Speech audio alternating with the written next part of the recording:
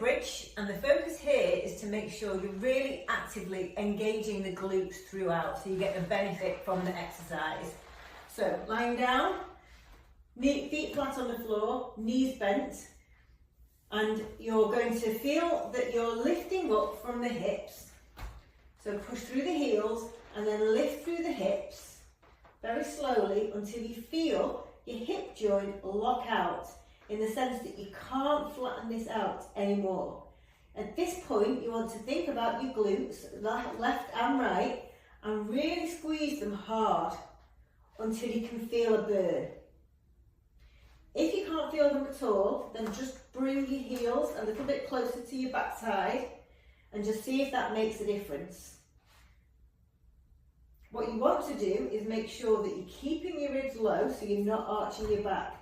So for example, you don't want to be pushing up like this, because this is going to cause arching on the lower back, and that's doing the work so your glutes don't have to. So you're pulling your ribs and hips towards each other, keeping the core engaged and focusing on the glutes being activated and doing all the work. Once you can feel that, then you can start progressing to doing these as in reps, okay? So you would push up, keeping the hips closed, hips and ribs together, push up till you lock out here, squeeze and hold, and then come down very slowly. And the idea here is I want you to think about your glute muscles as scrunching hard together as they contract, holding, really giving yourself time for it to feel it, and as you come down, you're feeling the release and starting to try and think about controlling the release yourself.